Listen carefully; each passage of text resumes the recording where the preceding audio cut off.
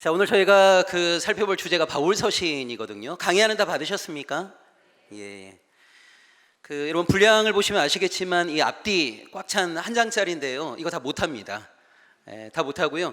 1쪽에 있는 바울서신하고 인간 바울 이 주제까지만 제가 오늘 강의를 하고, 여러분이 나중에 바울서신을 읽으실 때 좀 참고하시라고 서신과 관련된 내용들을 제가 좀 써놨습니다. 자, 바울 서신에 대한 이야기를 먼저 나눠보도록 하겠습니다. 여러분, 사도 바울이 쓴 이 바울 서신은요, AD 한 50에서 60년경에 기록되어졌습니다. 사도 바울하고 베드로가 네로 황제 때 순교를 당했거든요. 이때가 AD 64년입니다. 그러니까 AD 64년경에 바울과 베드로가 순교를 당했으니까 바울이 썼다고 생각되어지는 바울 서신은 아무리 늦어도 AD 64년 이전에는 쓰여져야 되겠죠.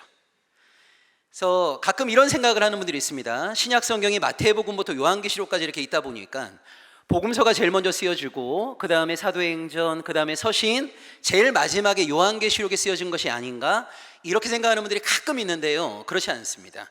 바울 서신이 복음서보다 먼저 쓰여진 겁니다. 바울 서신이. 그래서 바울이 쓴 편지는 아무리 늦어도 AD 64년 이전에는 기록되어졌다. 그래서 신약 성경 가운데 가장 먼저 기록되어지고 가장 먼저 교회의 유포가 되고 또 교회끼리 서로 이게 회람을 했던 편지가 바로 바울 서신이라고 하는 걸 여러분 기억하시면 좋겠어요. 왜 먼저 쓰여진 바울 서신이 복음서 다음에 배치되어 있는가? 자, 이건 70인경의 순서를 따른 겁니다. 여러분, 구약 성경의 원본이라고 하는 게 바로 히브리어 성경이거든요. 자, 유대인들은 히브리어 성경을 세 개의 장르로 나눕니다. 하나님의 말씀, 율법이 있는 토라가 있고요, 그 다음에 예언서가 있고, 그 다음에 성문서가 있습니다. 이 성문서라는 말은 거룩한 글들 이런 말이에요. 자, 유대인들은 우리랑 똑같이 여러분 3이라는 숫자를 굉장히 좋아하거든요. 여러분, 성막, 이스라엘이 출애굽한 다음에 하나님의 임재를 상징하는 성막을 지었는데, 성막도 여러분 자세히 보시게 되면 세 개로 구성되어 있죠. 자, 동쪽 문으로 들어가게 되면 뜰이 있고 성소가 있고 지성소가 있습니다. 자, 성막 전체가 거룩한 하나님의 임재를 상징하지만 뜰과 성소와 지성소 가운데 어디가 가장 거룩한 곳입니까? 지성소죠. 그 다음 어디예요? 성소죠. 그 다음 뜰입니다. 자, 유대인들은 이렇게 생각했습니다. 율법이 있는 토라, 그 다음에 예언자들이 기술했던 예언서, 그 다음에 거룩한 글들인 성문서. 자, 이 모두가 다 거룩한 하나님의 말씀이지만 가장 거룩한 하나님의 말씀을 토라, 그 다음 거룩한 하나님의 말씀을 예언서, 그 다음 거룩한 하나님의 말씀을 성문서라고 생각을 했어요. 그래서 옛날부터 유대인들은요, 이 토라를 지성소에 비유를 하고, 예언서를 성소에 비유를 하고, 성문서를 뜰에 비유를 했습니다. 자, 그래서 성경을 배치할 때 유대인들은 성경을 어떻게 배치했냐면 가장 중요한 말씀을 앞부분에 배치한 겁니다.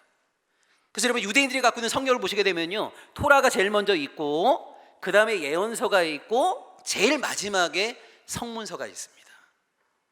그래서 우리가 지금 가지고 있는 성경을 여러분 보시면 구약의 제일 처음에 뭐가 나와요? 창세기가 나오죠. 자, 구약의 제일 마지막에 뭐가 있죠? 말라기가 있죠. 근데 여러분, 유대인들의 성경을 보시면 구약의 제일 처음에 창세기가 나오고 제일 마지막에 역대기가 나옵니다. 그러니까 역대기라고 하는 게 유대인들이 생각할 때는 성문서였던 겁니다. 성문서. 그래서 여러분, 창세기가 50장까지 있는데 그 가운데 족보가 10번 나옵니다. 그래서 여러분, 창세기 별명이 뭐냐면 족보의 책이거든요. 여러분, 역대기를 읽어보시게 되면 역대상 1장부터 9장까지가 이스라엘 12지파의 족보입니다. 그래서 유대인들은 성경을 어떻게 배치했냐면 족보의 책인 창세기로부터 출발하여서 족보의 책인 역대기로 마무리를 한 거예요. 자, 이게 원래 유대인들이 갖고 있는 성경의 배치인 거거든요. 자, 그런데 주전 3세기부터 히브리어 성경을 헬라어로 번역한 성경이 있습니다. 이걸 우리가 뭐라고 부르냐면 70인경 이렇게 부릅니다. 자, 근데 70인경으로 여러분 성경을 번역하면서 몇 가지 수정을 가했는데 그 가운데 제일 중요한 게 뭐냐면 성경 배치를 새롭게 한 겁니다. 성경 배치를. 자, 어떻게 했냐면요, 태초의 창조부터 주전 400년 말라기까지 시간 순서에 따라 성경을 재배치한 겁니다. 그 70인경의 순서를 따른 게 뭐냐면 우리 한글 성경입니다. 그래서 여러분 태초에 창조부터 시작해갖고 주전 400년의 말라기까지 시간적 순서에 따라 성경을 재배치하면서 장르를 4개로 바꾼 거예요. 어떻게 바꾸냐면 창세기부터 신명기까지는 토라, 오경이라고 하죠. 그 다음에 여호수아부터 에스더까지를 역사서라고 부릅니다. 그 다음에 욥기부터 아가까지를 시가서라고 부릅니다. 그리고 이사야부터 말라기까지를 예언서라고 부른단 말이에요. 그래서 원래 유대인들은 성경을 3개의 장르로 구분했는데 70인경 때부터 성경이 4개의 장르로 바뀐 겁니다. 4개의 장르로. 이 70인경의 순서를 그대로 따라한 게 뭐냐면 신약 성경의 배치인 겁니다. 여러분 잘 보세요. 토라에는 뭐가 있습니까? 하나님이 이스라엘 백성을 구원하신 출애굽 사건이 있고 하나님의 말씀인 율법이 담겨 있죠. 여러분 예수 그리스도를 통한 구원의 사건과 예수님의 말씀이 담겨 있는 게 뭐예요? 복음서. 그러니까 토라가 구약 제일 먼저 나오니까 신약에도 제일 먼저 뭐를 배치한 겁니까? 복음서를 배치한 겁니다. 자, 토라 다음에 여호수아부터 에스더까지가 뭐예요? 역사서입니다. 자, 복음서 다음에 초대교회가 어떻게 세워지게 되었는지, 복음이 이방 땅에 어떻게 확장되게 되었는지 초대교회의 역사를 다루고 있는 본문이 뭐죠? 사도행전. 그래서 복음서 다음에 사도행전을 배치한 거예요. 그 다음에 욥기부터 아가가 뭡니까? 시가서. 이 시가서에 대응하는 게 뭐냐면 서신서인 겁니다. 그 다음에 이사야부터 말라기가 예언서죠. 이 예언서에 대응하는 게 바로 계시록이란 말이에요. 그러니까 지금 우리가 갖고 있는 신약 27권은 쓰여진 시점에 따라서 배치된 게 아니라 장르별로 구분이 되어 있는데 이 장르적 구분은 뭐를 따른 거냐면 70인경을 따른 거다. 70인경. 그래서 70인경 번역 때부터 토라, 그 다음에 역사서, 그 다음에 시가서, 그 다음에 예언서 4개의 장르로 나뉘어지게 되었는데 이 순서를 그대로 따라갔고요. 쓰여진 시점은 바울 서신이 복음서보다 빠르지만 복음서, 그 다음에 역사서인 사도행전, 그 다음에 서신서, 제일 마지막에 계시록을 배치한 거예요.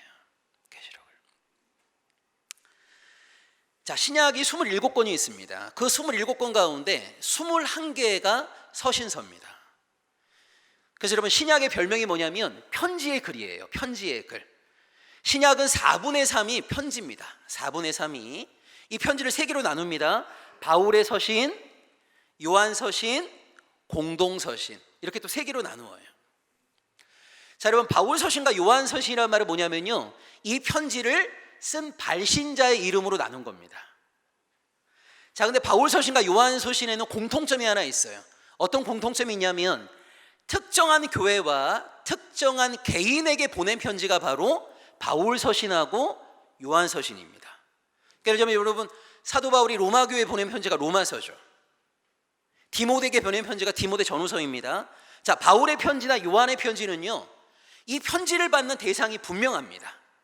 자, 이럴 때 이 편지를 누가 썼느냐, 발신자의 이름을 가지고 바울이 썼으면 바울 서신, 요한이 썼으면 요한 서신이라고 부르는 거예요. 자, 그럼 공동 서신이라는 것은 뭐냐면 이거는 여러분 쓴 사람이 중요한 게 아니고요, 편지를 받는 사람이 특정한 교회나 특정한 개인이 아니라 하나님의 백성 누구나. 여러분 예를 들자면 야고보서 같은 경우에 이렇게 되어 있습니다. 흩어져 있는 12지파에게 문안한다고 그래요. 이 말은 무슨 말이냐면 야고보서는요 누가 읽어도 상관없는 거예요. 내가 하나님의 백성이라고 하는 정체성을 가진 사람 누구나 다 읽을 수 있는 게 바로 공동서신인 겁니다. 그러니까 바울 서신과 요한 서신이라는 말은 발신자를 중심으로 구분이 되어 있는 것이고, 공동서신이라고 하는 것은 편지를 받는 수신자가 여럿일 때, 하나님의 백성된 누가 읽어도 상관없을 때 이런 것들을 우리가 공동서신 이렇게 구분할 수 있습니다. 여러분 중요한 것은 뭐냐면 바울이 쓴 게 편지라는 게 중요한 거예요. 편지. 우리가 여러분 성경을 읽으실 때요, 성경을 가장 잘 이해할 수 있는 방법 가운데 하나가 뭐냐면 장르에 맞게 읽는 거거든요. 장르에 맞게. 여러분 편지는 어떻게 읽어야 가장 잘 읽는 거예요? 편지처럼 읽어야 가장 잘 읽는 겁니다. 편지처럼. 여러분 만약 오늘 집에 가셨는데 우편함에 편지가 와 있다고 한번 생각해 보세요. 이렇게 만져보니까 굉장히 두껍습니다. 봉투를 뜯어보니까요 A4 16장이에요. 그렇다고 여러분 이렇게 읽는 사람 아무도 없죠. 너무 길다. 하루에 한 장씩 16일 동안 읽어야지. 아마 이런 사람 아무도 없을 거예요. 근데 여러분 지금 우리가 바울 서신을 그렇게 읽고 있습니다. 로마서 16장까지 있는데요 한 장씩 16일 동안 읽습니다. 여러분 이것은요 편지를 제대로 읽는 방식이 아니에요. 편지는 어떻게 읽어야만이 제대로 이해하는 수 있어요? 앉은 자리에서 쭉 읽어야 됩니다. 여러분 절대 끊어 읽거나 큐티를 내서는 안 되는 본문이 뭐냐면 서신서입니다. 그래서 뭐 어제는 1장 읽고 오늘은 2장 읽고 내일은 3장 읽고 이러면요 발신자가 이 편지를 보낸 의도를 알 수가 없어요. 여러분이 로마서를 읽고 싶다 그러면 누군가에게 방해받지 않을 수 있는 1시간의 시공간을 확보한 다음에 처음부터 끝까지 쭉 읽으셔야 돼요. 그래야만이 이 편지를 보낸 사도 바울의 의도를 정확하게 알 수가 있는 거거든요. 그러니까 우리가 서신서를 가장 잘 읽는 방법은 뭐라고요? 편지처럼 읽는 겁니다. 나와 우리 교회에 보낸 편지처럼 서신을 읽어야 되는 거예요. 제일 중요한 게 뭐냐면 끊어 읽어서는 안 됩니다. 연결해서 읽어야만이 발신자의 의도를 정확하게 알 수 있다. 여러분 바울의 편지를 보시면 그리스도 예수의 복음을 선포하고 복음에 합당한 삶을 가르치는 것이 편지를 보낸 목적입니다. 자, 바울의 편지가 크게 이제 두 부분으로 구성되어 있습니다. 그리스도의 십자가와 부활 사건이 어떻게 우리의 구원 사건이 되었는가? 왜 그것이 우리에게 복음이 되었는가? 기쁜 소식이 되었는가? 이걸 설명하는 부분이 하나 있고요. 그 다음에 예수 그리스도의 구원을 받은 우리가 구원받은 자답게 어떻게 살아가야 될 것인가? 이걸 다루고 있는 부분이 하나 있어요. 그래서 바울의 편지는 크게 두 부분으로 나뉘어진다. 하나는 그리스도의 십자가와 부활이 어떻게 우리에게 구원이 되었는지, 그것이 어떻게 우리에게 기쁨의 소식이 되었는지 이걸 말해주는 게 한 부분이고, 또 하나는 예수의 구원을 받은 자로서 이 땅 가운데서 우리가 어떻게 살아가야 되는지, 하나님의 백성답게 어떻게 살아가야 되는지 이걸 말하고 있는 게 한 부분입니다. 이런 바울이 여러 교회에 편지를 보냈는데요, 바울이 보낸 편지의 중요한 특징이 있어요. 그게 뭐냐면 상황서신이라는 겁니다. 상황서신. 자, 상황서신이라고 하는 것은 뭐냐면 이런 편지를 쓸 수밖에 없었던 상황이 먼저 있었다는 겁니다. 여러분 예를 들자면 고린도 교회에 보낸 편지를 보게 되면요 당파에 대한 이야기가 나와요. 왜 여러분 고린도 교회에 편지를 보내면서 당파에 대한 언급을 했을까요? 고린도 교회에 당파가 있었기 때문입니다. 여러분 로마서를 읽다 보면 강한 자와 약한 자에 대한 분쟁에 대한 이야기가 나오거든요. 왜 여러분 사도 바울이 로마 교회 편지를 쓰면서 강한 자와 약한 자 사이의 분쟁에 대한 이야기를 할 수밖에 없었을까요? 로마 교회에 강한 자와 약한 자 사이에 갈등과 분쟁과 대립이 있었기 때문이란 말이에요.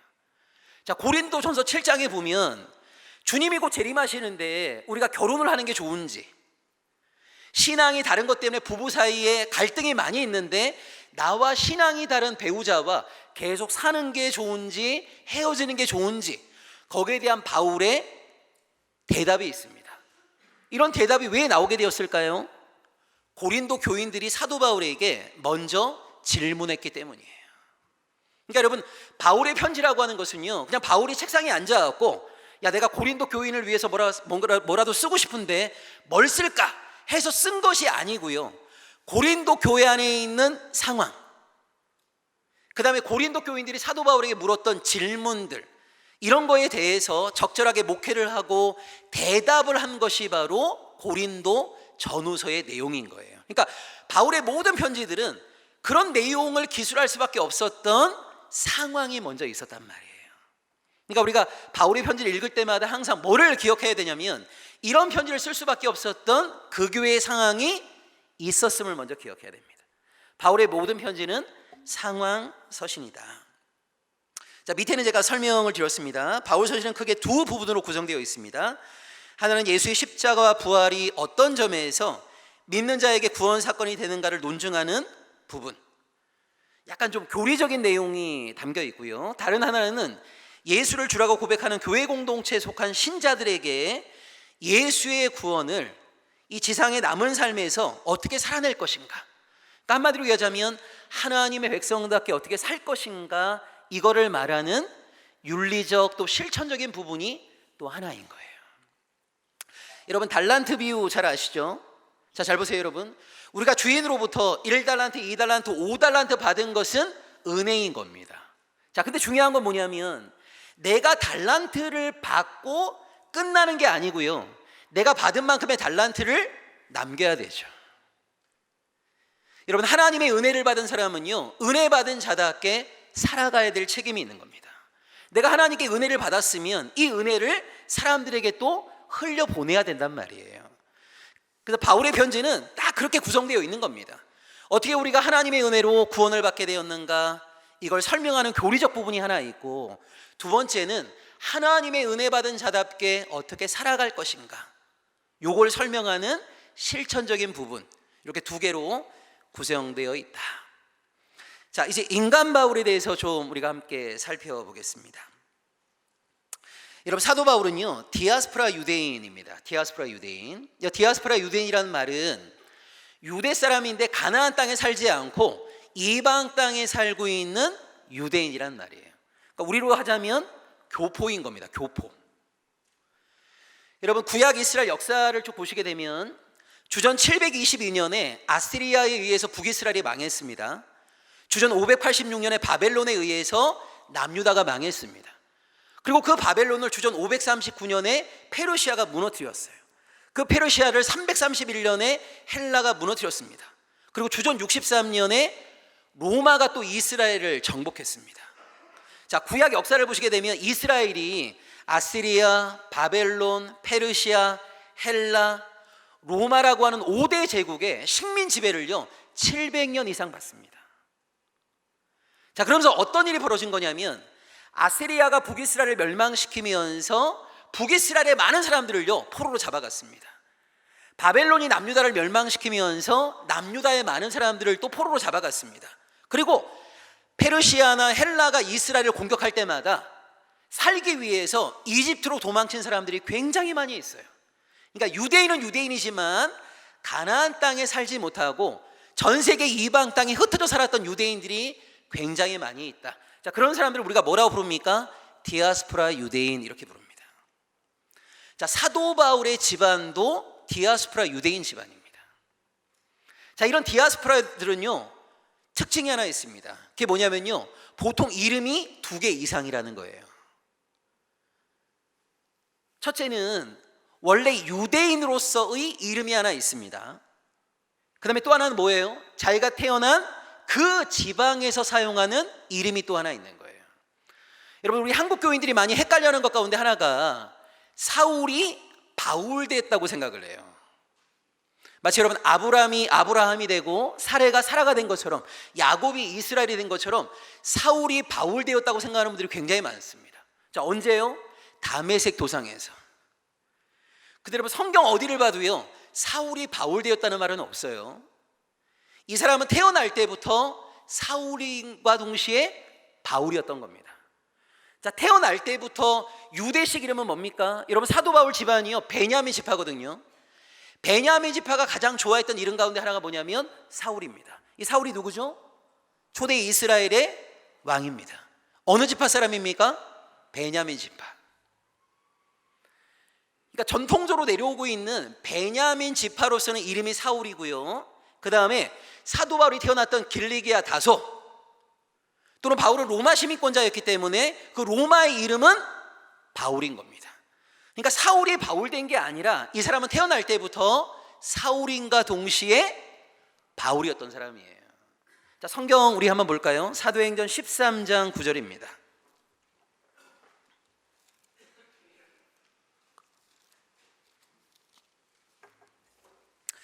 사도행전 13장 9절 말씀을 보시면,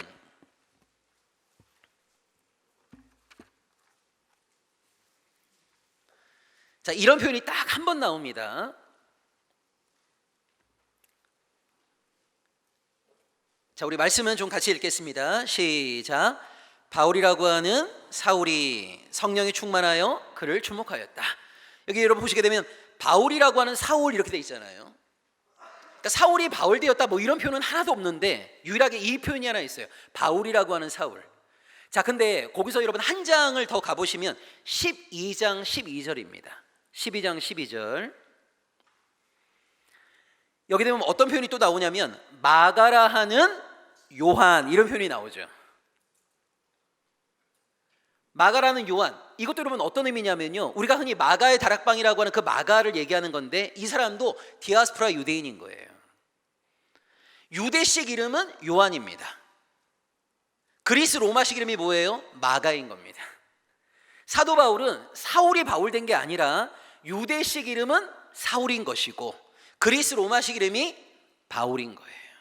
그러니까 이 사람은 태어날 때부터 그 두 개의 이름을 다 가지고 있었다, 디아스포라 유대인이다 라고 하는 것을 우리가 알 수 있습니다. 여러분, 사도 바울이 태어난 곳이 어디냐면 길리기아 다소입니다. 길리기아 다소.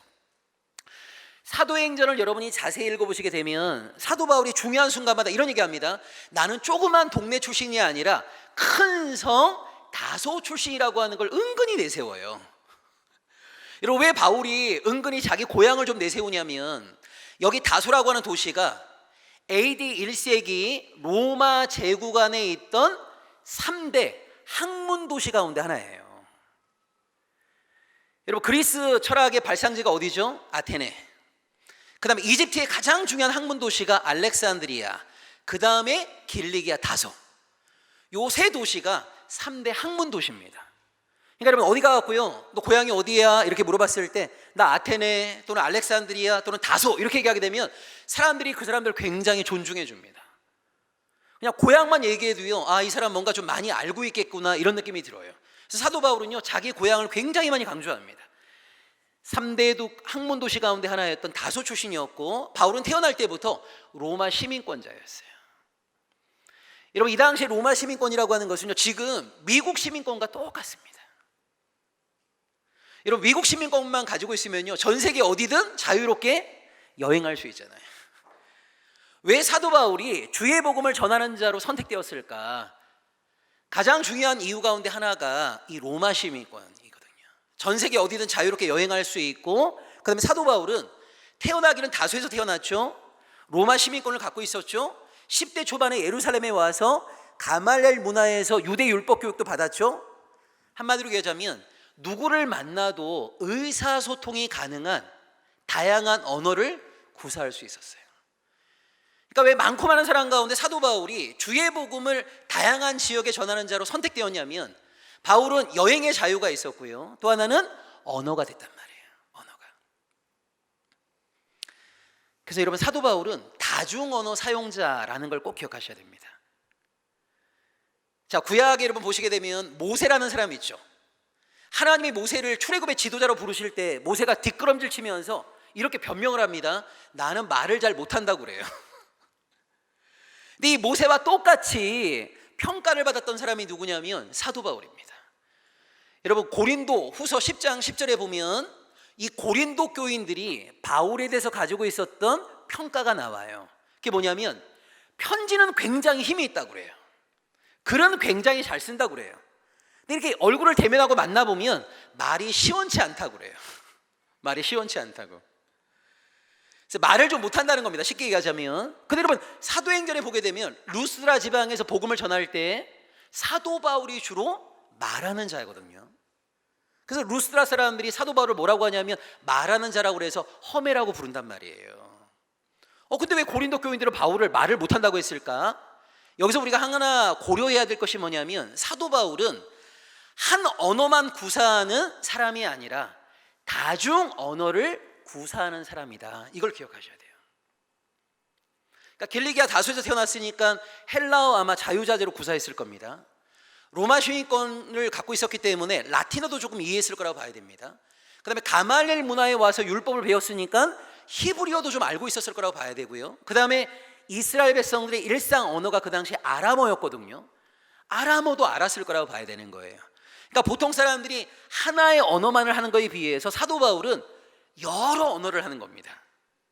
그러니까 한 언어를 사용하는 사람에 비해서 한 언어가 아주 능수능란하지 못하다 하더라도 다양한 언어를 구사하기 때문에 그 언어를 전혀 몰랐다고 볼 수는 없어요.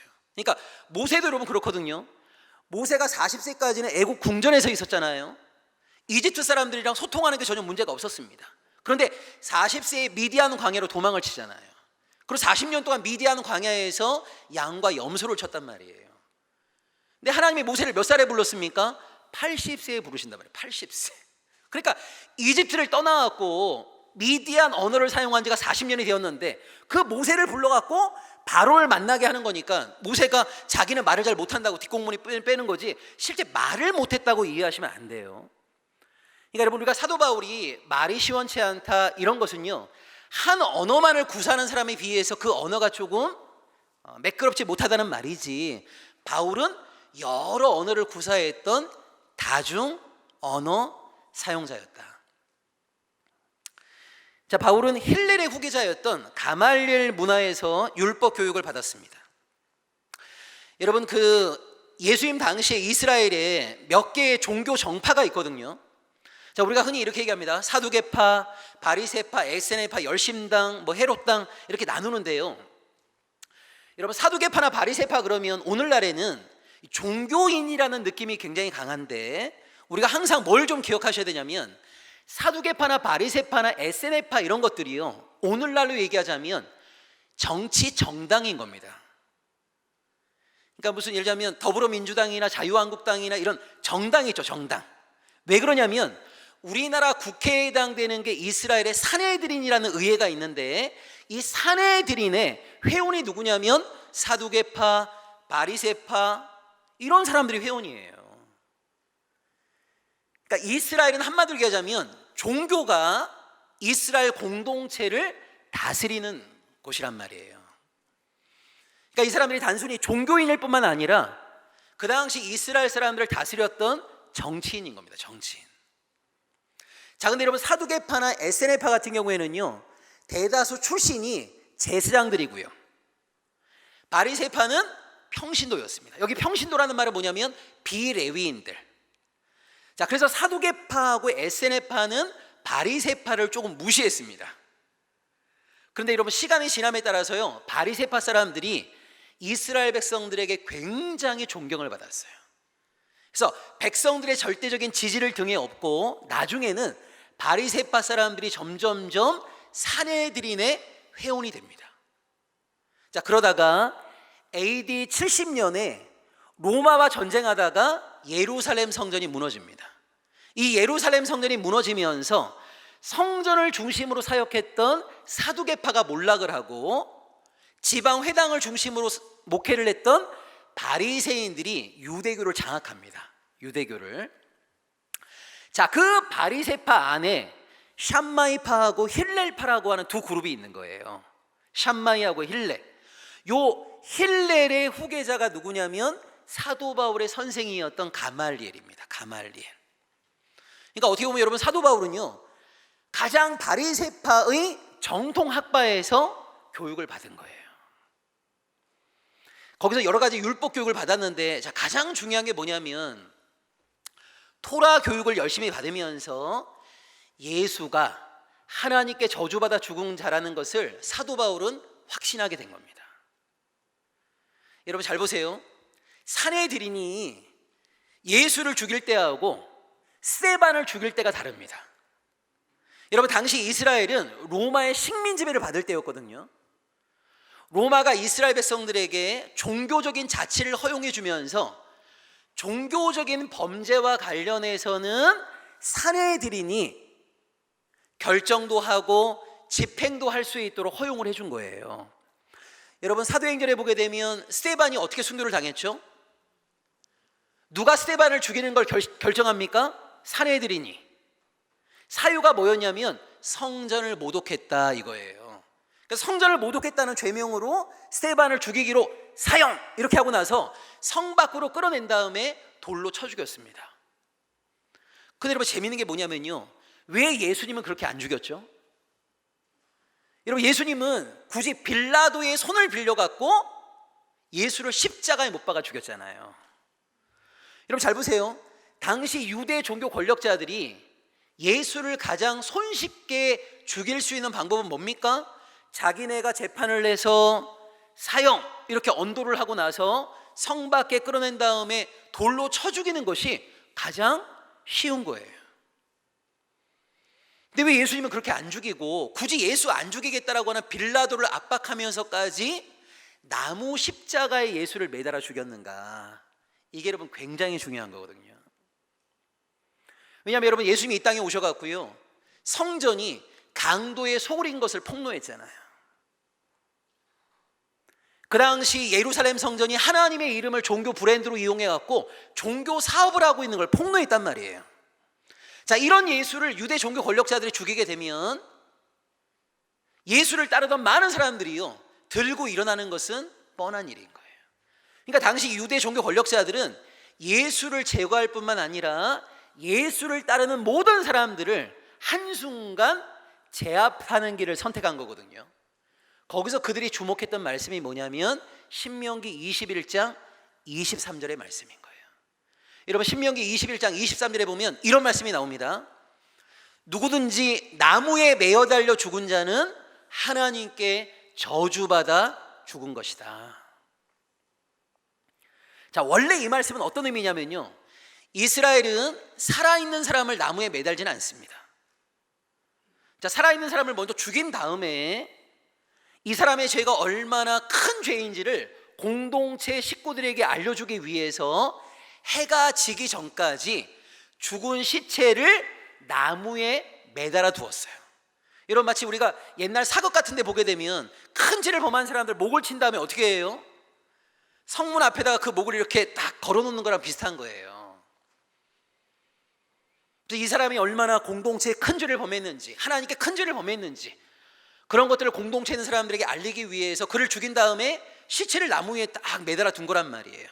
그런데 이걸 유대 종교 권력자들이 악용을 합니다. 어떻게 악용을 하냐면 여러분 페르시아 시대 때부터 십자가라는 사형틀이 만들어지기 시작한 거거든요. 당시 로마는 로마 체제에 저항하는 사람들만 십자가에 매달아 죽였습니다. 여러분 우리가 흔히 복음서에 보시게 되면 예수님 좌우에 있었던 사람들을 강도라고 하는데요, 이 강도라는 말은 돈 내놔 이런 강도가 아닙니다. 당시 로마는 누구를 강도라고 불렀냐면 무장 독립운동을 했던 열심당원들을 강도라고 불렀습니다. 그러니까 예수님 좌우에 달린 사람들은 이게 남의 돈 빼앗는 그런 강도들이 아니고요, 이스라엘의 독립을 위해서 무장 항쟁을 일으켰던 열심당원들입니다. 열심당원들. 자, 예수가 십자가에 달린 죄목이 뭐예요? 자기가 이스라엘 왕이라고 했다, 가이사에게 세금 내지 말라고 선동했다, 이런 제목으로 예수를 죽인 거거든요. 근데 왜 굳이 나무에 예수를 매어달라 죽인 거냐면 나무에 매어달려 죽은 자는 하나님께 저주받아 죽었다라고 하는 이 말씀을 이용하기 위해서. 그래서 여러분 사내들이는 잘 보세요. 예수를 나무에 매달라 또 죽이게 되면, 자, 예수는 왜 죽은 겁니까? 하나님께 저주받아 죽은 겁니다. 누가 예수를 죽인 겁니까? 하나님이 심판하신 겁니다. 자, 그러면 예수는 왜 하나님께 저주받아 죽었을까? 하나님의 집인 성전에서 난동 부렸죠. 하나님이 지키라고 한 안식일법과 음식 정결법을 대놓고 위반했죠. 너무나 참남하게도 하나님을 아버지라고 여러 번 얘기했죠. 여러분 그 당시 유대 율법 교육의 틀 안에서는요, 예수가 하나님께 저주받았다고 말할 수 있는 근거들이 굉장히 많은 거예요. 그래서 이 가말리엘 문화에서 철저하게 율법을 배웠던 사도 바울 입장에서는 예수가 나무 십자가에 매어 달려 죽은 그 이유 하나만으로도 예수 죽음을 어떻게 이해하는 거예요? 예수는 하나님께 저주받아 죽었다는 거예요. 근데 너무나 안타깝게 예수가 죽은 다음에 예수를 따르는 사람들이요 더 담대해진 거예요. 더 용기 100배해진 거예요. 예수를 믿겠다는 사람들이 더 많아진 거예요. 그리고 유대교를 버리고 초대교회로 넘어간 사람들이 너무 많은 거예요. 여러분 이런 걸 보면서 사도 바울, 율법의 철저한 교육을 받았던 사도 바울이 얼마나 마음이 아팠겠습니까? 하나님께 저주받아 죽은 자를 따르고 있으니, 그러니까 그 사람들을 하나라도 더 끄집어내기 위해서 바울은 초대교회를 핍박한 거거든요. 그런데 이 바울이 다메섹에서 놀라운 회심을 하게 된 거예요.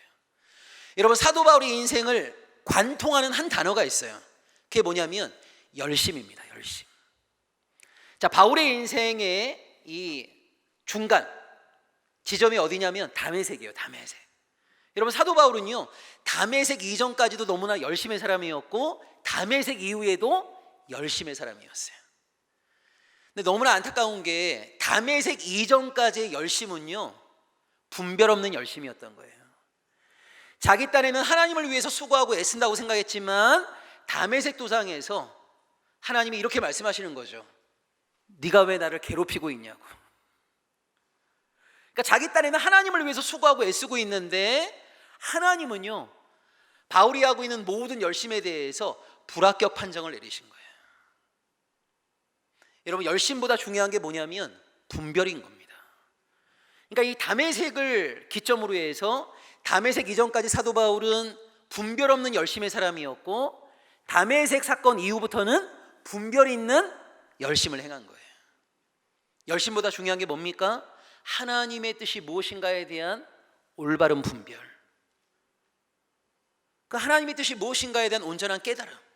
그 분별과 깨달음 위에 하나님의 뜻을 온전히 살아내는 것이 너무너무 중요한 건데요, 안타깝게도 바울은 분별 없는 열심의 대명사였다가 나중에는 분별 있는 열심의 사람으로 전환이 되었어요. 언제요? 다메섹에서. 바울이 다메섹에서 회심하고 나니까 유대교에서는 바울을 막 죽이려고 합니다. 여러분, 우리가 흔히 사도 바울이 독신이었을 것이다 라고 생각을 많이 합니다. 근데 신학자들 중에는 바울은 결혼을 했는데 다메섹 회심 사건 이후에 강제 이혼을 당했을 것이라고 보는 신학자도 있습니다. 여러분, 왜 그러냐면요, 그 당시 랍비들의 거의 의무 조항이 결혼입니다. 결혼. 그러니까 이 정통 바리새파에서 교육을 받았던 랍비였던 바울이 결혼하지 않았다라고 하는 것은 너무너무 낯선 일이에요. 여러분, 왜 그 당시 랍비에게 결혼이라고 하는 게 거의 의무 조항이었냐면 유대인들은 하나님이 우리에게 주신 율법의 말씀들이 엄청나게 많이 있는데, 여러분, 하나님이 사람들에게 주신 최초의 명령이 뭐죠? 창세기 1장에 보면 생육하고 번성하라는 거예요. 그러니까 어떤 사람이 하나님의 백성입니까? 하나님의 말씀에 철저하게 순종하는 사람이 하나님의 백성이잖아요. 근데 여러분, 랍비 같은 사람들은요, 다른 사람들에게 하나님의 말씀을 가리키는 사람 아닙니까? 근데 자기가 하나님의 말씀을 막 사람들에게 가리키면서 순종하라고 권면하고 있는데 자기도 생육하고 번성하라는 하나님의 말씀에 순종하지 않으면 가르치는 자로서의 권위가 떨어지겠죠. 그래서 여러분, 랍비에게 거의 의무적으로 요구되던 게 뭐냐면 결혼이란 말이에요. 결혼. 근데 가말리엘 문화에서 정통 율법을 교육받아왔던 사도 바울이 결혼하지 않았다? 이거 참 이해하기 어려운 거예요. 그래서 여러분, 바울 서신에도 이런 말이 있습니다. 내가 베드로처럼 아내를 데리고 다닐 권한이 없겠느냐, 이 말이 있어요. 여러분, 이 말은 아내가 있는 사람이 할 수 있는 말이에요? 없는 사람이 할 수 있는 말이에요? 있는 사람이 할 수 있는 말이잖아요. 그래서 이렇게 생각을 한단 말이죠. 가말리엘 문화에서 정통 율법 교육을 받았던 사도 바울은 아마 누구보다 빨리 결혼을 했을 것이다. 그런데 다메섹 도상 회심 사건으로 말미암아 유대교를 열심히 신앙했던 처가 쪽으로부터 강제 이혼을 당했을 거라고 봐요. 그렇게 보는 근거가 뭐냐면 고린도전서 7장 15절 말씀이에요. 여러분, 거기 7장에 보면 이런 내용이 있습니다. 신앙이 다른 것 때문에 부부 사이에 맨날 싸움이 있어요. 원래 남편과 아내 모두가 다 유대교 신앙을 열심히 가지고 있었는데 그 가운데 남편과 아내가 초대교회로 넘어온 거예요. 그러니까 배우자 가운데 한 사람은 유대교 신앙을 가지고 있고 한 사람은 초대교회 신앙을 가지고 있다 보니까 맨날 이것 때문에 싸운단 말이에요. 그래서 누가 이렇게 질문을 하는 거죠. 신앙이 다른 것 때문에 맨날 이렇게 싸우고 있는데 그럼에도 불구하고 신앙이 다른 배우자와 살아야 됩니까? 아니면 헤어져야 됩니까? 이렇게 물었을 때 바울이 이렇게 대답을 합니다.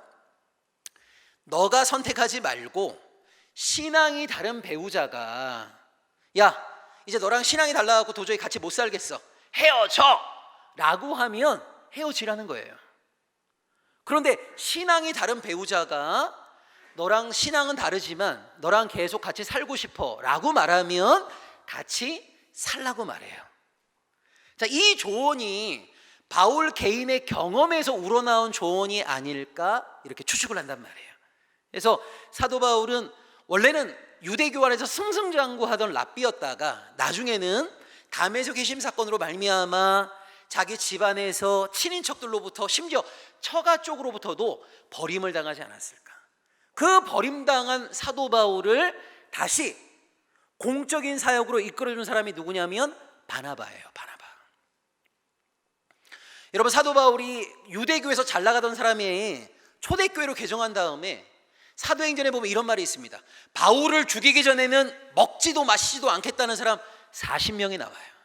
한마디로 유대 결사대가 나옵니다. 결사대.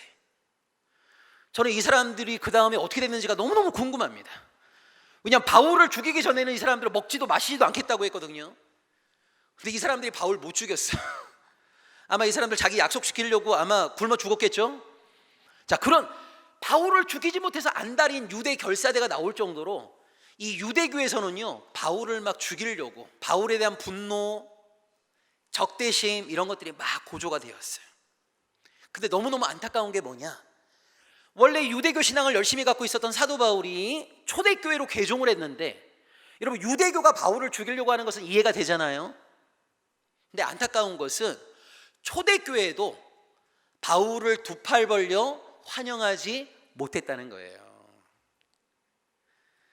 여러분, 바울은 담에색에서 회심한 다음에 17년이 지난 이후에야 사도로서 인정을 받습니다.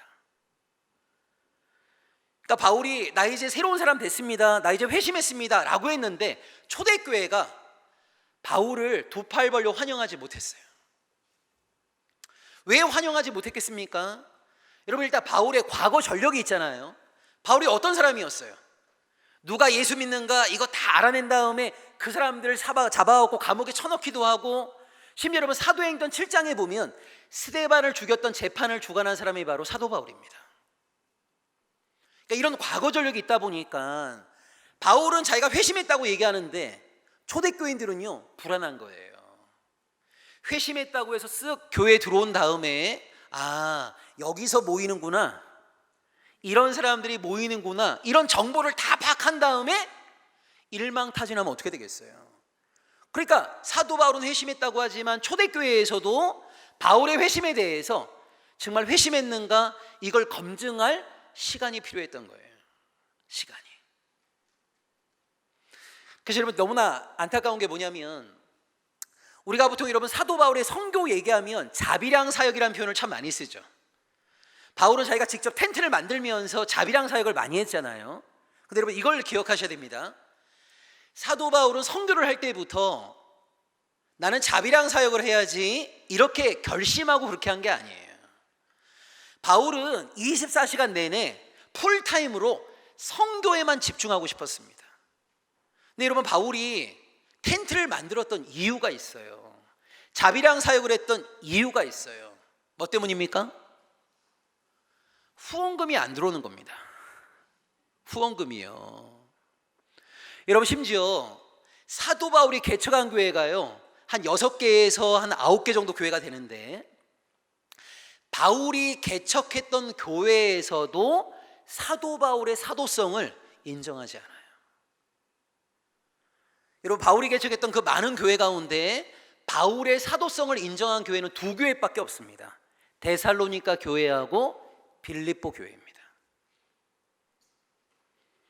여러분 우리가 오늘 에베소서 1장 1, 2절을 읽었는데요, 여러분 바울이 쓴 편지를 읽으실 때 1장 1절과 2절에 이런 표현이 나오는 곳이 있습니다.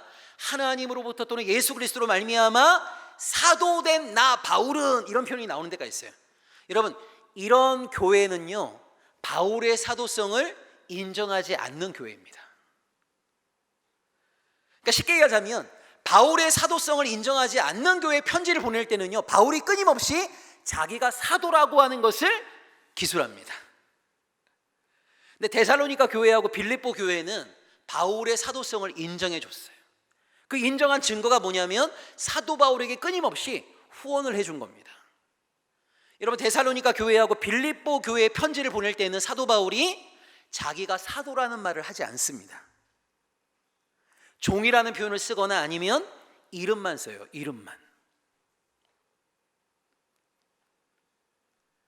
그러니까 그런 거죠. 예를 들자면 여러분이 저를 목사로 알고 있다라고 한다면 제가 여러분 강의할 때 내가 목사라고 하는 걸 굳이 말할 필요가 없겠죠. 근데 만약 제가 목사인지 여러분이 막 의심이 된다. 학교 제대로 나온 거 맞나? 뭐 이런 식으로 막 의심이 되면요, 제가 강의하는 내내 내가 목사라고 하는 걸 계속 이렇게 항변하는 거랑 똑같은 거예요. 그러니까 우리가 바울이 쓴 편지에서 1장 1, 2절에 자기를 사도라고 말하는 그 편지를 받는 교회는 바울의 사도성을 인정했다, 인정하지 않았다? 뭐라고요? 인정하지 않았다는 거예요. 빌립보 교회하고 데살로니가 교회만 바울의 사도성을 인정합니다. 이 두 교회만 바울에게 선교 후원을 해요. 그래서 이건 여러분이 꼭 너무 이렇게 기억에 오래 남기실 필요는 없는데 참 재밌는 게 뭐냐면, 여러분 바울은 순회 전도자거든요. 어느 지역에 가서 복음 전하고 교회를 세우고 또 다른 지역에 가서 복음을 전하고 교회를 세우고 계속 순회 전도를 했는데, 특이하게도 바울이 오랜 시간 동안 목회를 했던 교회가 두 교회가 있어요. 하나가 에베소 교회이고 하나가 고린도 교회입니다. 에베소 교회에서는 3년, 고린도 교회에서는 1년 6개월 동안 목회를 했거든요. 그대로 바울이 오래 목회했던 교회는요, 바울의 사도성을 인정하지 않습니다. 그대로 데살로니가나 빌립보 교회는 바울과 진짜 짧게 만난 교회예요. 근데 이 짧게 만난 교회는 바울의 사도성을 인정합니다. 자, 여기서 우리가 뭘 할 수 있습니까? 바울은 짧게 만나야 좋다, 이걸 알 수가 있어요. 여러분 혹시 나중에 하나님 나라 가고 사도 바울 만났을 때 그냥 짧게 인사하고 악수하고 이렇게 금방 헤어져야지, 바울과 오랜 시간 여러분 함께 하다 보면 금방 바울에 대해서 힘들어집니다. 그러니까 참 역설인 거예요. 그러니까 바울과 짧게 만난 교회들은 다 바울의 사도성 인정하고 바울에게 선교 후원도 계속 해주는데, 바울과 길게 만났던 교회들은요, 바울의 사도성을 인정하지 않아요. 물론 거기에는 제가 좀 이따 설명하겠지만 중요한 이유가 있긴 합니다. 여러분 바울이 목회를 할 때 굉장히 엄격하게 목회했습니다. 여러분 바울을 비롯한 모든 초대교회 사도들은요, 임박한 종말론을 믿었어요. 그러니까 임박한 종말론이라고 하는 것은 뭐냐면 주님이 곧 오실 거라고 생각한 거예요. 우리 예수님이 올라가시면서 우리를 오해할 수 있는 말씀을 하셨거든요. 내가 곧 오겠다고. 근데 뭔 얘기를 하지 않은 거예요? 내 시간과 너희들의 시간은 좀 다르다, 이걸 얘기하셨어야 되는데, 이걸 여러분 나중에 베드로가 씁니다. 베드로가 주께는 하루가 1000년 같고. 그러니까 지금 우리 예수님 입장에서는요, 지금 승천하신 지 며칠 지난 거예요? 이틀. 근데 우리는 2000년 동안 주님 언제 오시나 계속 하늘 쳐다보고 있는 거거든요. 그러니까 바울을 비롯한 모든 초대교회 사도들은요, 진짜 임박한 종말론을 믿은 거예요. 근데 우리의 시간과 하나님의 시간이 다르다는 것을 잘 몰랐어요. 그래서 임박한 종말론을 믿었기 때문에 바울은 이렇게 생각했습니다. 신랑 되신 예수 그리스도가 언제 오실지 모르는데 이 땅의 교회는 어떤 곳입니까? 그리스도의 신부. 여러분 신랑의 신부를 찾아올 때 신부에게 요구되어지는 가장 중요한 기다림의 자세가 뭐겠습니까? 어떤 신부가 돼야만이 신랑에게 기쁨이 되겠어요? 순결하고 거룩한 그런 교회가 돼야 된다. 그래서 교회의 거룩함을 깨트리고 교회의 순결함을 깨트린 것과 관련돼서 사도 바울은 굉장히 엄격하게 목회를 한 거예요. 그러니까 사람들이 바울이 부담스러운 거죠. 바울이. 그래서 여러분 바울 서신을 가만히 보면 바울은 굉장히 엄격한 목회자입니다. 엄격한 목회자. 그래서 이것 때문에 바울과 오래 있었던 사람들은요, 좀 바울에 대해서 아마 등을 좀 많이 돌렸나 봐요. 그리고 바울과 짧게 만난 사람들은 바울의 그런 목회를 덜 받은 거죠. 그래서 어찌됐건 간에 여러분 사도 바울은 원래는 24시간 내내 그냥 풀타임으로 선교를 하고 싶었지만 대부분의 교회로부터 사도로 인정을 받지 못해갖고 자기가 개척한 교회들 가운데서도 두 교회에서만 후원을 받은 거예요. 그래서 자비랑 사역을 하게 되었습니다. 자, 바울에게 제일 안타까운 게 그 다음이에요. 여러분 바울은 예루살렘 교회하고 끊임없이 갈등을 했습니다. 자, 예루살렘 교회는 바울을 뭐라고 생각했냐면 율법 폐기론자라고 생각한 거예요. 자, 여러분, 제가 그냥 큰 틀에서만 설명을 좀 드리겠습니다. 여러분, 사람과 사람이 만나면 똑같은 사람은 아무도 없잖아요. 우리가 여러분 몇 명만 이렇게 어울려도요, 어떤 이슈와 관련돼서 생각이 다 제각각입니다. 그래서 사람과 사람이 모이면 다툼이 있어요. 갈등이 있어요. 자, 이 다툼과 갈등을 해결하는 걸 뭐라고 하냐면 정치라고 하는 거죠. 정치. 그러니까 여러분, 원래 정치라고 하는 건 그 자체가 나쁜 게 아닙니다. 사람과 사람이 만나다 보면 워낙 우리가 다양하다 보니까, 생각도 제각각이다 보니까 이 제각각인 생각들, 대립하고 있는 것들을 조화롭게 해결하는 게 필요하단 말이에요. 자, 여러분, 초대교회 정치가 어떤 거냐면요, 잘 보세요. 초대교회 정치가 크게 100이라고 했을 때 거의 90 이상을요 예루살렘 교회가 쥐고 있는 겁니다. 그 예루살렘 교회 지도자가 누굽니까? 야고보입니다. 야고보. 자, 이 예루살렘 교회와 가장 거리가 멀었던 지도자가 누구냐면 사도 바울입니다. 자, 일단 예루살렘 교회는 어떤 곳이냐면 유대교랑 별반 다르지 않는 거예요. 유대교와 다르지 않다는 말은 뭐냐면 성전에 모이기를 힘쓰고요, 안식일 철저하게 준수하고요, 유대 절기 철저하게 준수하고요, 할례 철저하게 하고요, 음식 정결법 철저하게 준수 다 한 겁니다. 그리고 유대인들이 중시하는 금식, 정결한 삶, 여기에 목숨을 건 것이 바로 예루살렘 교회인 거예요. 그래서 여러분, 초대교회 역사에 보면 너무너무 재미있는 게 AD 62년에 이 초대교회 지도자였던 야고보가 사내들인에 의해서 죽임을 당하거든요. 두 가지 전설이 있습니다. 하나는 돌로 쳐 죽임을 당했다는 게 하나 있고, 또 하나는 성전 꼭대기로 끌고 올라가고 밀쳐 떨어뜨려 죽였다는 설이 하나 있어요. 근데 너무너무 재밌는 게 뭐냐면 야고보가 죽은 다음에 정통 유대인들이 왜 야고보를 죽였냐고 하면서 들고 일어난 겁니다. 여러분, 이게 마치 뭐랑 똑같은 거냐면 지금 우리 한국 정통 교회가 이단이라고 하는 신천지가 있잖아요. 그 신천지의 교주가 이만희 아닙니까? 근데 마치 우리 한국 교회가 이만희를 향해서 막 뭐라고 하니까 한국 교인들이 왜 이만희 괴롭혀요 이렇게 얘기하는 거랑 비슷한 거예요. 그러니까 있을 수 없는 일이 벌어진 거예요. 초대교회 수장을 유대교가 심판을 했는데 유대인들이 왜 야고보를 죽였냐고 들고 일어난 거예요. 그럼 이게 무슨 말이냐면 당시 정통 유대인들이 볼 때에도요 야고보는 존경할 만한 사람이었던 거예요. 여러분, 야고보의 별명이 뭐죠? 무슨 무릎이에요? 자, 1번 코끼리, 2번 낙타. 무슨 무릎입니까? 너무너무 기도를 많이 해갖고 여러분 낙타 무릎이라는 별명을 가졌던 사람이 야고보 아닙니까? 이걸 여러분 아셔야 됩니다. 당시 일반 유대교는요 예루살렘 교회를 뭘로 봤냐면 유대교 안에 있는 하나의 분파 정도로 이해한 겁니다. 그러니까 우리와 똑같은 유대교 신자인데 뭐만 다르냐? 메시아관만 좀 다른 거예요. 메시아관만.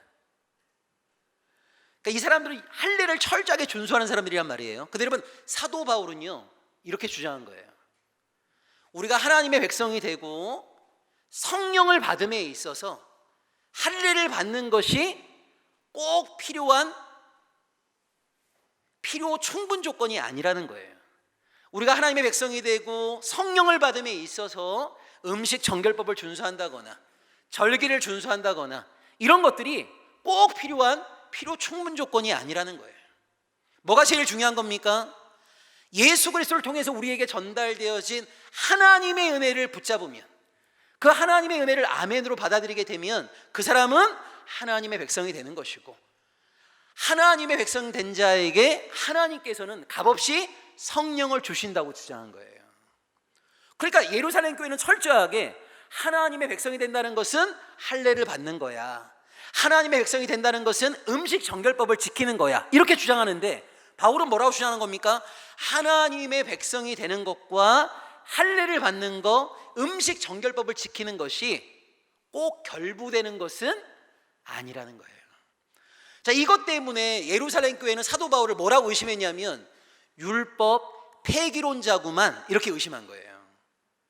바울은 하나님이 주셨던 그 율법을 깨트리는 사람이다, 율법을 파괴하는 사람이다 라고 하면서, 그래서 여러분 예루살렘 교회가 뭐란 겁니까?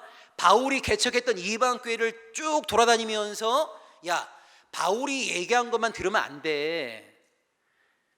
그러면 진짜 하나님의 백성이 될 수 없어. 너희가 진짜 하나님의 백성이 되려면 예수 그리스도에 대한 믿음도 중요한 거지만 할례도 받아야 돼. 음식 정결법도 지켜야 돼. 이렇게 또 보충 수업을 한 거거든요. 그래서 여러분, 당시 예루살렘 교회하고 사도 바울은 끊임없는 이런 갈등이 있었어요. 이 갈등이 17년 만에 어떻게 보면 화해가 되는 거예요. 그게 여러분 갈라디아서 1장과 2장에 잘 나옵니다. 그래서 갈라디아서 2장에 보게 되면 예루살렘 교회 지도자였던 야고보, 요한 이런 사람들이요 사도 바울에게 교제의 악수를 합니다. 이 교제의 악수를 한다는 말은 뭐냐면 바울의 사도권을 인정해 주었다 이 말이에요. 그러니까 바울은 다메섹 도상에서부터 시작해 왔고요, 하나님의 사도로 인정받기까지 몇 년이 걸린 거예요? 17년. 근데 그 17년의 세월 동안 사도 바울은 나태하지 않았어요. 사람들에게는 인정받지 못했지만 하나님께서 바울에게 맡기신 사명을 감당하는 일에 바울은 최선을 다했습니다. 바울이 이방에 가서 어떻게 복음을 전했는가, 이게 사도행전 17장에 여러분 잘 나타나고 있고요. 특히 바울에게 여러분 중요한 것이 육체의 가시가 있었다는 거예요. 그래서 고린도후서 12장에 보면 자기 몸 안에 있는 육체의 가시를 없애달라고 하나님께 3번이나 간절히 기도했다는 말이 나옵니다. 여러분, 신약 성경에서 이 3이라는 숫자는요 물리적인 숫자가 아니라 완전수입니다. 그러니까 3번 기도했다는 말은 1번, 2번, 3번 기도했다는 말이 아니라 온전히, 완전하게, 충만하게 이런 말이에요. 그러니까 바울은 자기 몸에 있는 육체의 가시를 가져가 달라고 하나님께 간절히 기도한 거예요. 근데 하나님은 뭐라고 응답하셨습니까? 너에게 있는 게 더 낫다는 거예요. 여러분, 우리 성경을 보시게 되면 우리가 하나님께 뭔가를 기도할 때 이렇게 얘기합니다. 우리가 욕심으로 구하는 것이 아니면 모든 기도는 다 응답되는 거예요. 내 욕심, 내 이익만 챙기는 기도가 아니라면 우리의 모든 기도는 하나님께 응답이 되는데, 기도 응답을 받는 3가지 방식이 있어요. 하나가 아브라함이고, 하나가 여호수아이고, 또 하나가 사도 바울입니다. 여러분, 아브라함 같은 경우에는요 그 당시에 보통 40세 정도의 남자들이 결혼했거든요. 바울이 아들을 달라고 얼마나 간절히, 아브라함이 아들을 달라고 얼마나 간절히 기도했겠어요. 여러분, 아브라함이 살았던 이 갈대아 우르에는요 이런 법이 있습니다. 어떤 남자가 어떤 여자와 결혼했는데 2년 내에 자녀를 갖지 못하면 자녀를 생산하는 여자를 사도록 하는 법이 있어요. 근데 여러분, 아브라함은 자녀를 생산하는 여자를 사지 않고 그 사라와 평생을 살죠. 40세부터 시작된 그 기도의 응답이 몇 살에 주어지냐면 75세 때 주어져요. 하나님이 아브라함 75세 때 이렇게 응답하십니다. 아브라함이 자녀를 달라고 기도하니까 35년 만에 죽게 이렇게 대답하세요. 그것도 그냥 몇 명이 아니라 얼만큼 주겠다고 그래요? 하늘의 별처럼 바닷가의 모래알처럼 엄청 많이 줄게 이렇게 얘기하세요. 구두 응답이 주어진 겁니다. 구두 응답. 근데 10년을 기다려도 응답이 안 오는 거예요. 그러니까 아브라함 85세에 뭐 한 겁니까? 하갈이란 여인을 통해 갖고 육체의 아들인 이스마엘을 낳잖아요. 자, 하나님의 응답은 몇 살에 주어졌습니까? 100살에 주어졌어요. 100살에. 보세요 여러분, 40살에 결혼해 갖고요 60년 동안 하나님께 간절히 기도했는데 60년 만에 이루어지는 응답이 있는 거예요. 우리가 간절히 기도하지만 우리 다음 세대에 이루어지는 응답도 있는 거예요. 자, 여호수아는 어떤 거예요? 여호수아 10장에 보면 아모리 사람들과 전쟁을 하는데 조금만 더 시간이 있으면 완전히 이길 수 있을 것 같아. 근데 해가 기웃기웃 지는 겁니다. 여호수아가 뭐라고 기도합니까? 하나님, 이 해를 멈추게 해달라고 기도해요. 그때 하나님이 여러분 이 응답을 60년 후에 해주시면 어떻게 되겠어요? 그건 아무런 의미가 없는 겁니다. 여러분, 이런 응답은요 우리 인생에 한 번 있을까 말까 한 거예요. 내가 지금 당장 기도했는데 즉각적으로 이루어지는 응답이 있어요. 자, 여러분 잘 보세요. 아브라함이나 여호수아의 응답 같은 경우에는요 내가 A를 구했는데 시간차를 두고 어찌됐건 그 A가 응답되어진 겁니다. 자, 근데 여러분 성경에 제3의 기도의 응답이 있습니다. 그게 누구예요? 사도 바울입니다. 바울은 자기 몸 안에 있는 육체의 가시, 이 육체의 가시에 대해서 크게 2가지를 얘기합니다. 하나는 다메섹 도상에서 너무 강력한 빛을 쬐는 것 때문에 눈이 안 좋았다. 안질로 보기도 하고요. 고린도후서 11장에 보면 사도 바울이 고난을 겪었던 게 쭉 열거되어 있습니다. 여기 보면 40에 하나 감한 매를 5번 맞고 돌로 사형 집행도 당하고 이 고문 후유증 때문에 간질에 걸렸다는 썰도 있거든요. 자, 어찌됐건 여러분, 사도 바울은 이거 좀 가져가 달라고 하나님께 간절히 기도한 거예요. 근데 하나님이 어떤 응답을 주셨습니까? 네가 하나님께 받은 은혜가 너무 많아갖고 스스로 너무 교만해질까 봐, 매일 매순간 하나님을 의지할 수밖에 없는 존재라는 것을 깨닫게 하기 위해서 바울의 몸 안에다가 교만해지지 못하도록 육체의 브레이크를 걸어놨다는 거예요. 그게 하나님의 응답이에요. 바울은 이거 좀 가져가 달라고 기도했는데 하나님은 그것이 너에게 있는 것이 너에게 더 낫다고 말씀하셨어요. 이걸 사도 바울은요, 아멘으로 받아들인 겁니다. 우리는 나에게 A가 있는 것이 가장 좋다고 하나님께 간절히 구하지만 나보다 나를 더 잘 아시는 하나님께서는요, A가 아니라 B가 너에게 있는 것이 훨씬 더 낫다고, 그것이 너에게 있는 것이 훨씬 더 은혜라고. 여러분, 이런 응답도 있는 거예요. 우리는 A를 구하지만 우리보다 우리를 더 잘 아시는 하나님은요, 우리에게 진짜 가장 중요한 B를 허락하시는 거예요. 그걸 사도 바울은 자기 기도에 대한 응답으로 아멘으로 받아들였습니다. 자, 아까 얘기했던 것처럼 임박한 종말 신앙으로 인해서 사도 바울은 그리스도의 몸된 교회의 순결과 거룩함을 굉장히 강조했다. 자, 이제 마지막 하나 설명드리고 오늘 마무리하도록 하겠습니다. 여러분, 사도 바울에게 우리가 기억해야 될 가장 중요한 것은요, 이 부르심의 목적을 기억했다는 거예요. 부르심의 목적을 기억했다. 여러분, 구약 이스라엘 백성들이 왜 실패했습니까? 자, 이스라엘이 하나님의 선민으로 부름받은 것은 맞습니까? 틀립니까? 맞죠? 근데 여러분, 이스라엘은 어디서 실패했냐면요, 하나님이 이스라엘을 선민으로 부르실 때 이스라엘에게만 은혜 주시려고 선민으로 부른 거 아닙니다. 이스라엘만 사랑하시기 때문에 선민으로 부른 거 아니에요. 하나님은 먼저 이스라엘을 선민 삼아 주심을 통하여서 이스라엘이 거룩한 하나님의 백성이 되고, 그 이스라엘을 통하여서 세계 만민이 하나님의 백성이 되기를 기대하신 거거든요. 자, 이스라엘은 만민을 위한 선민으로 부름받은 겁니다. 근데 여러분, 이스라엘은 어떤 착각을 했냐면요, 이스라엘에게는 하나님의 은혜와 복이 임하고 이방 백성들에게는 하나님의 심판과 저주가 임하는 배타적 선민 사상에 빠져버린 거예요. 한마디로 얘기하자면 부르심의 목적을 망각한 겁니다. 왜 하나님이 이스라엘을 선민 삼아 주셨는지, 왜 이스라엘에게 먼저 은혜를 베푸셨는지, 그것은 세계 만민을 하나님 앞으로 견인해내라고, 잘 인도하라고 이스라엘에게 먼저 은혜를 베풀어 주신 건데, 이스라엘은 뭐라고 착각했냐면 하나님의 은혜를 이스라엘이 독점하는 것처럼 착각했어요. 우리만의 하나님으로 하나님을 제한시켜 버렸단 말이에요. 이게 뭐예요? 배타적 선민 사상입니다. 이걸 극복한 사람이 누구냐면 사도 바울입니다. 저는 여러분, 우리 한국 교회를 가만히 보면 우리 한국 교인들이 너무 구약 이스라엘 백성을 닮아 있습니다. 여러분, 가끔 이런 질문 받으실 때 있지 않습니까? 하나님이 당신을 구원하셨음을 믿으십니까? 뭐 이렇게 할 때 우리 한국 교인들은 약간 무의식 가운데 이런 두려움이 좀 있는 것 같습니다. 구원의 확신에 대해서 누가 질문할 때, 자, 하나님이 당신을 구원하셨음을 믿으십니까? 이런 질문할 때 소심하게 대답하거나 아니면 대답을 머뭇머뭇하게 되면 이 구원이 날아갈지도 모른다는 두려움이 좀 있어요. 그래서 이렇게 하나님이 당신을 구원하셨음을 믿으십니까? 그러면요, 아멘! 막 이렇게 소리를 질러요. 막 아멘. 그리고 여러분, 그 다음에 한번 또 질문해 보세요. 하나님은 당신을 왜 구원하셨습니까? 그럼 대부분 다 이렇게 얘기합니다. 저를 사랑하셔서요. 그럼 계속 질문을 이어갑니다. 그럼 하나님은 당신을 왜 사랑하십니까? 저를 구원하시려고요. 그럼 하나님은 당신을 왜 구원하셨습니까? 저를 사랑하셔서요.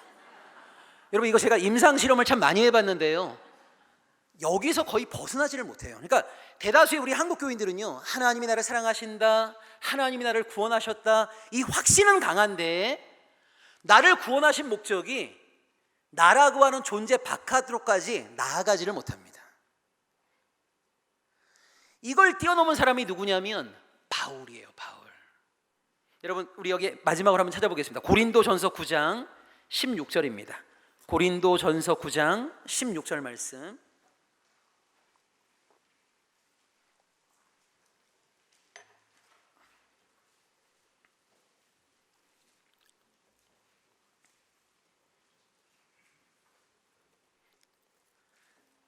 자, 같이 한번 읽어보겠습니다. 시작.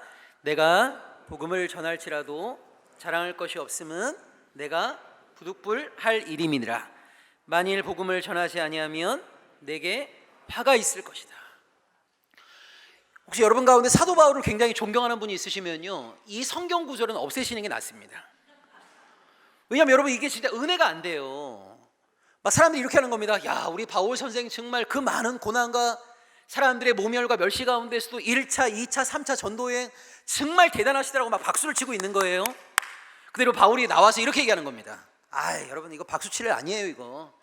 이거 부득불 내가 하는 일이에요. 이렇게 얘기하는 거예요. 여러분, 부득불이란 말이 뭐냐면요, 마지못해, 어쩔 수 없이, 이런 말이거든요.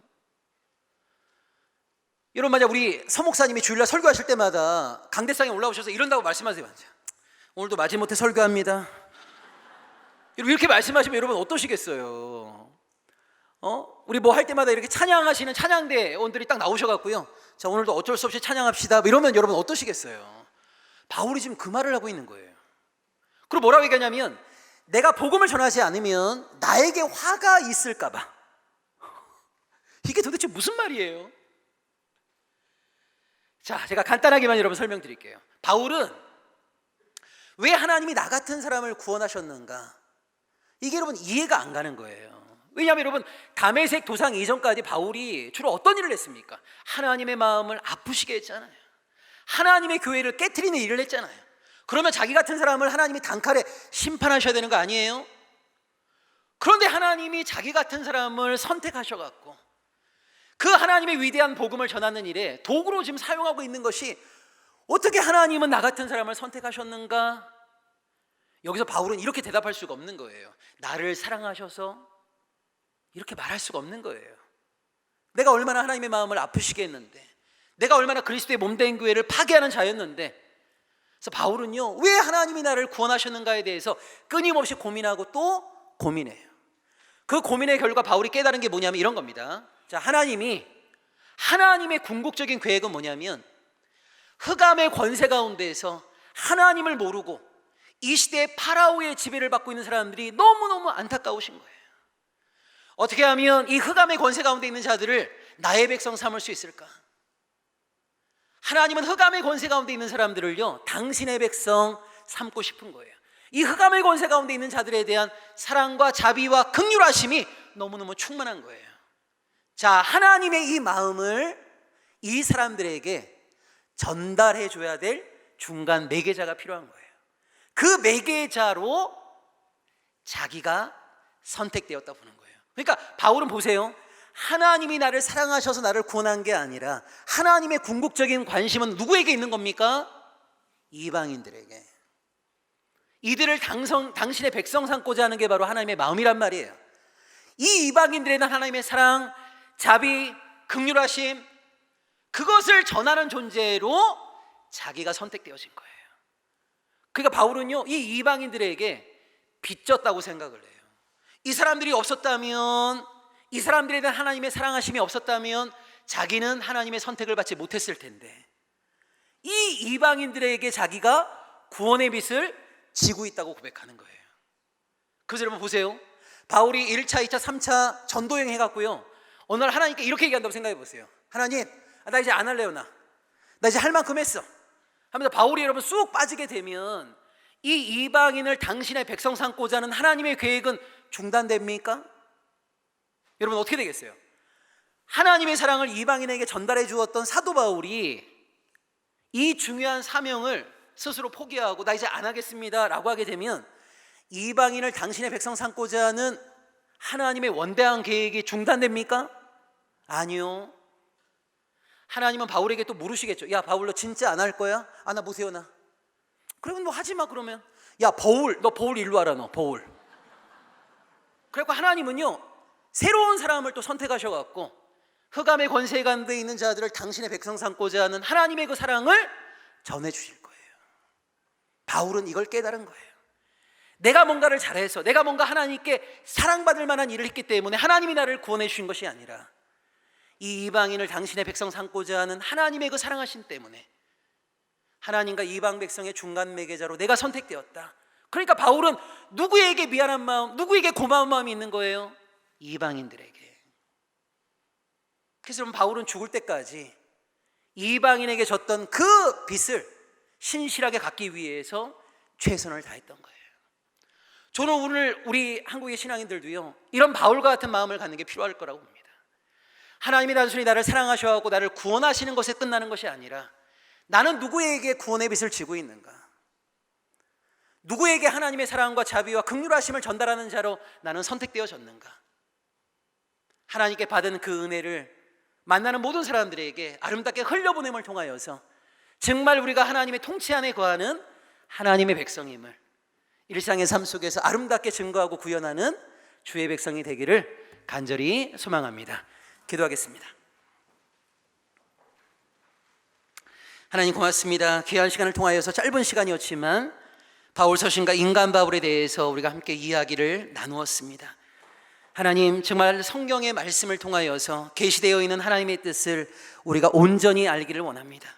그리고 하나님의 뜻이 우리의 존재 가운데 충만할 뿐만 아니라 하나님의 뜻 따라 우리의 발걸음을 한 걸음 한 걸음 내딛기를 소망합니다. 어둠이 지배하고 있는 이 땅 가운데에서 이기심과 탐욕이 지배하고 있는 세상 속에 살아가지만 우리가 세상에 순종하고 끌려다니는 세상의 사람이 아니라 하나님의 말씀에 순종하고 하나님과 동행하는 주의 백성임을 우리의 일상의 삶을 통하여서 아름답게 증거하며 살아나가기를 소망합니다. 주님, 우리의 손을 꼭 붙잡아 주시고 우리를 하나님의 뜻을 온전히 깨우쳐 주시고 하나님의 백성답게 살아갈 수 있는 용기와 지혜를 허락하여 주옵소서. 예수 그리스도의 이름으로 기도합니다. 아멘.